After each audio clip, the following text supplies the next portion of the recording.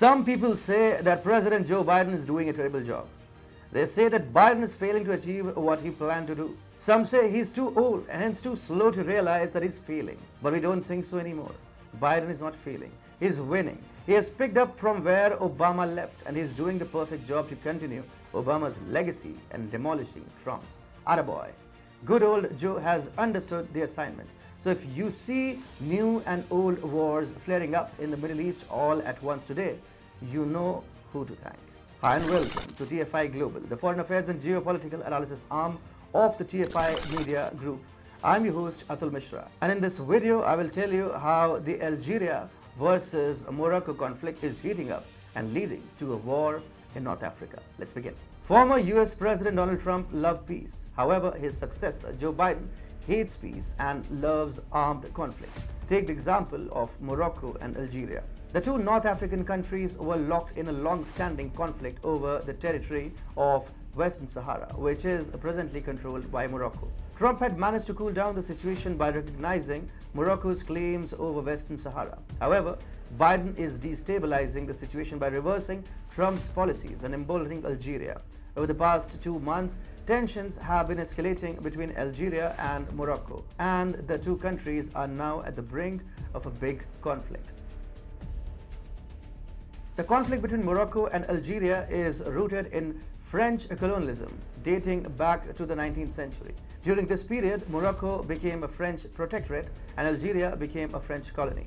The Morocco-Algeria borders were not strictly defined by the French, and the two mineral-rich territories, Béchar and Tindouf, remained undefined even after a French invasion. In 1952, France decided to integrate Béchar and Tindouf with Algeria. 4 years later, Morocco gained independence and demanded the return of the two disputed territories, though the demand was shot down by the French. During the colonial era, Morocco had supported Algeria and had even denied a negotiation with France after agreeing to hold a dialogue with Algeria over the disputed territories. However, after Algeria gained independence from the French in the year 1962, it refused to make any territorial concessions. The two countries even went to a brief armed conflict called the Sand War over this issue in 1963, which resulted in a military stalemate that hasn't been resolved till date.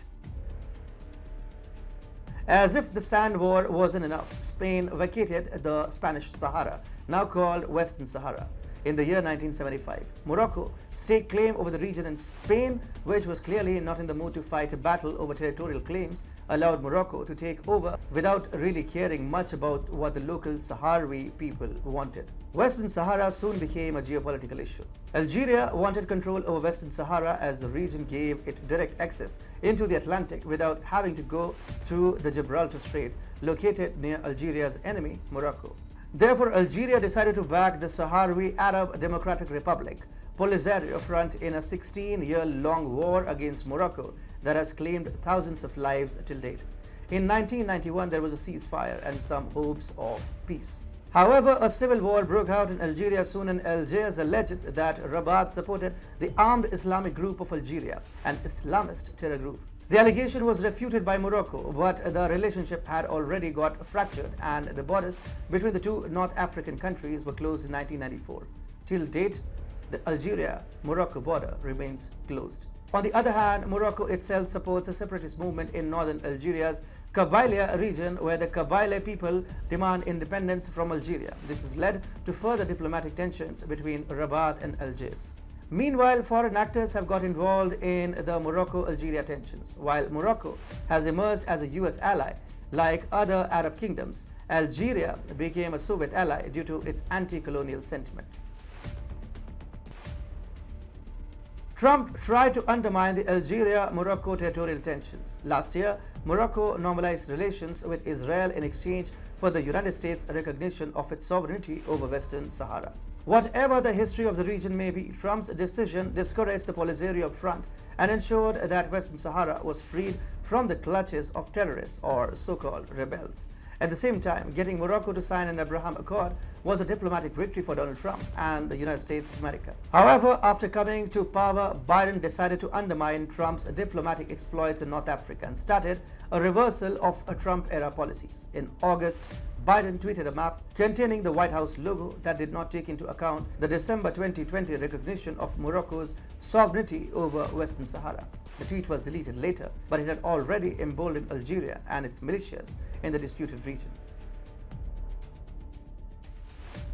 On August 24, Algeria severed its limited bilateral ties with Morocco and accused it of causing wildfires in the Kabylia region that has claimed the lives of dozens of Algerian armed forces personnel. Thereafter, Algeria also closed its airspace to Moroccan aviation. Meanwhile, the European Union is further emboldening Algiers. Recently, the European Court annulled the EU-Morocco agriculture and fishing trade deals while holding that they were not agreed to with the consent of the people of Western Sahara. On the other hand, Israel is backing its new ally, Morocco. Israel and Morocco are encouraging deeper military cooperation. In fact, the Jewish nation is also ready to manufacture drones in Morocco.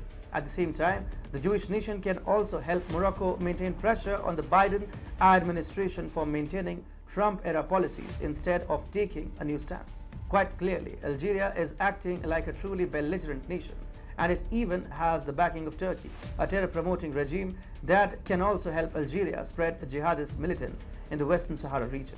Meanwhile, a stubborn Biden is undermining Trump's diplomatic exploits and pushing Algeria and Morocco towards an all-out war.